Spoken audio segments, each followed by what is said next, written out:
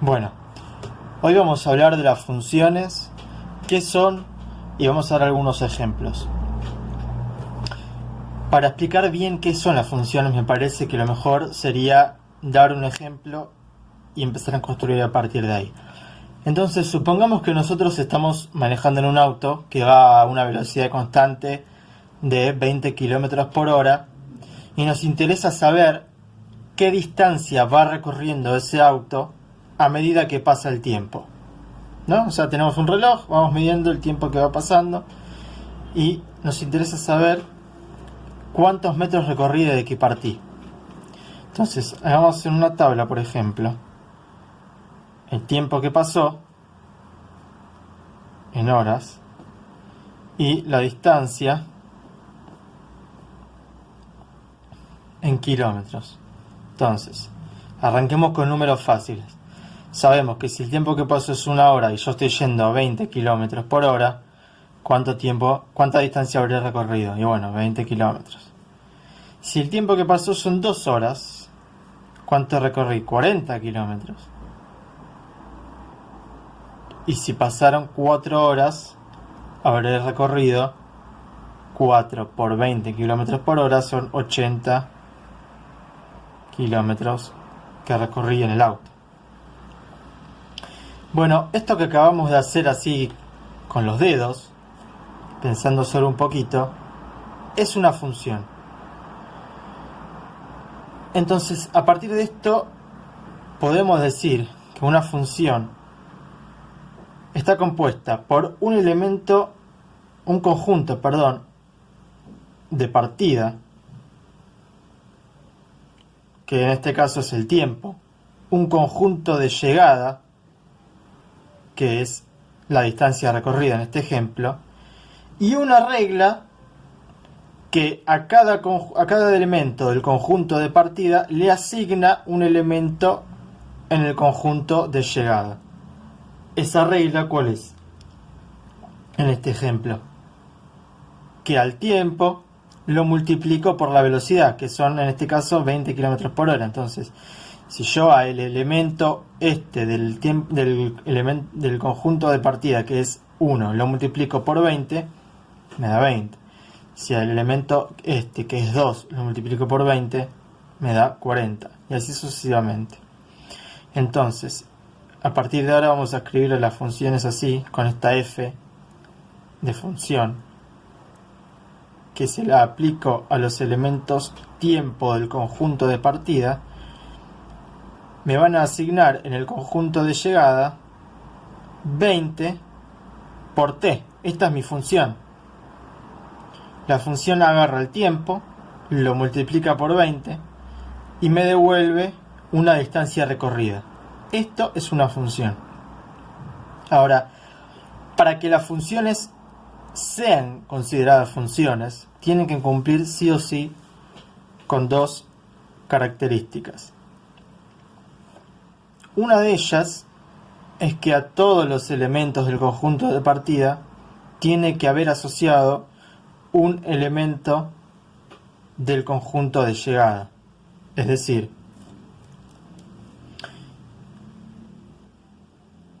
tanto a 1 como a 2 como a 4 horas tiene que haber asignado dentro de esta función un valor de distancia recorrida.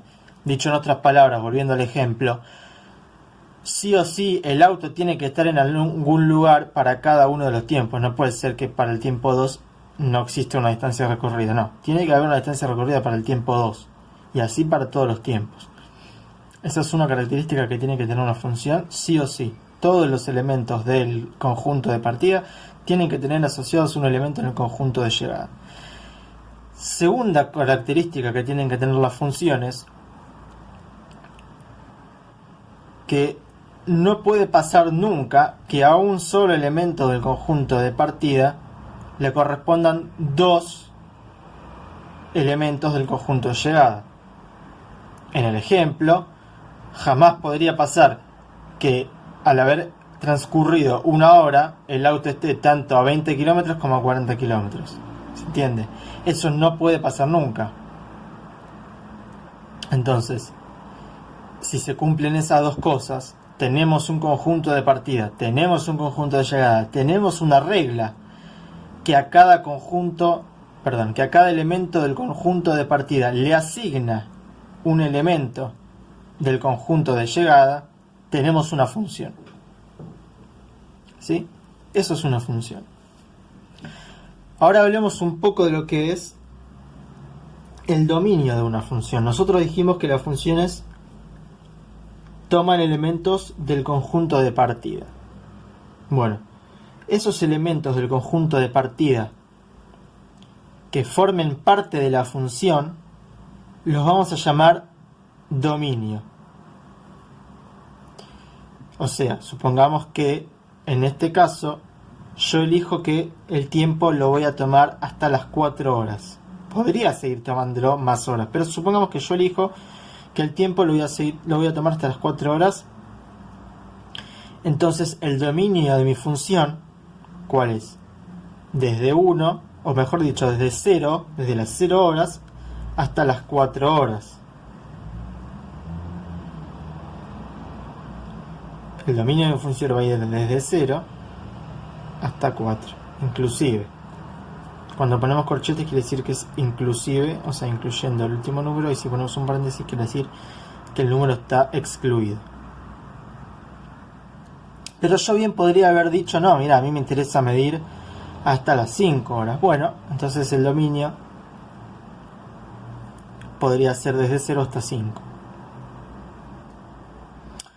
Y a los elementos del conjunto de llegada, que son asociados a todos los elementos que están en el conjunto de partida, o ya podemos decir del dominio, los vamos a llamar codominio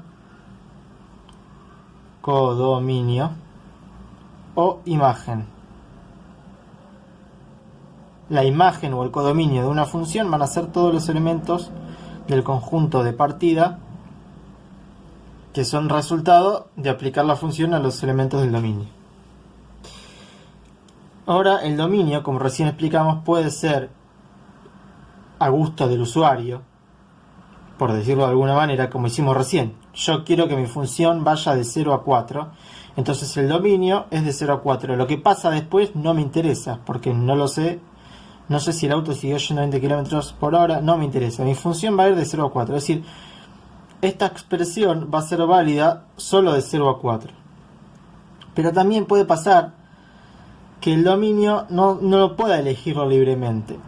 O sea, las funciones tienen un dominio que también es natural, que si yo no lo restringo, pueden tomar hasta determinada cantidad de números, por decirlo de alguna manera. Por ejemplo, esta función que está acá, en principio, por lo menos matemáticamente, puede tomar todos los números reales que se nos ocurran. O sea, si bien el tiempo sabemos que no puede ser negativo, pero eso es un problema físico, pero matemáticamente acá yo puedo poner cualquier cosa y esta función me devuelve un número. Yo acá puedo poner -1, puedo poner 0,2, puedo poner -3 y no hay ningún problema. Si pongo -1 me va a decir que la distancia recorrida es -20. Entonces no hay ningún problema.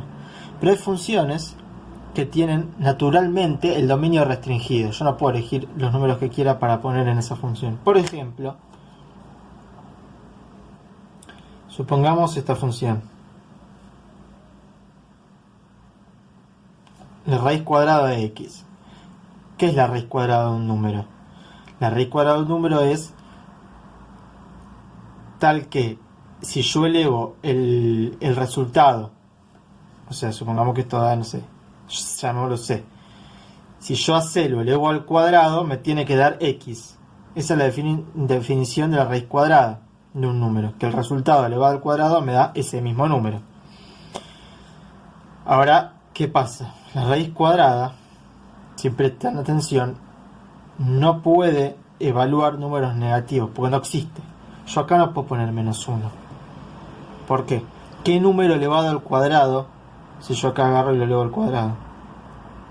¿Qué número elevado al cuadrado me da -1? Ninguno.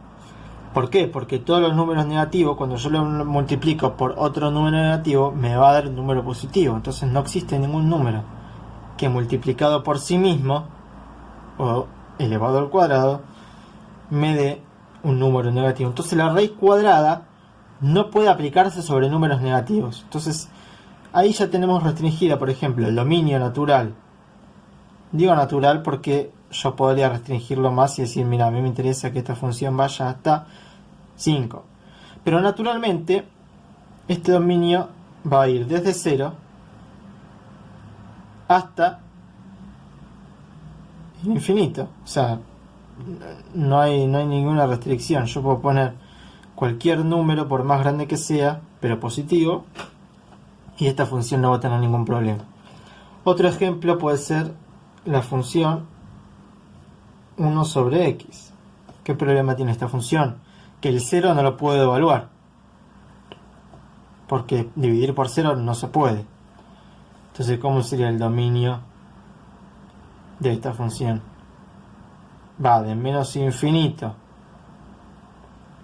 hasta el 0 exclusive, unión desde el 0 exclusive hasta el más infinito. Y lo mismo si yo acá hubiera puesto, por ejemplo, 1 menos x. Es exactamente lo mismo, solo que acá el número que no puedo poner en vez del 0 es el 1. ¿Por qué? Pues si yo acá pongo 1, esto se hace 0. Y de nuevo yo no puedo dividir por 0. Entonces acá en vez de 0 tendría que poner 1, 1. Y ese es el dominio natural de mi función.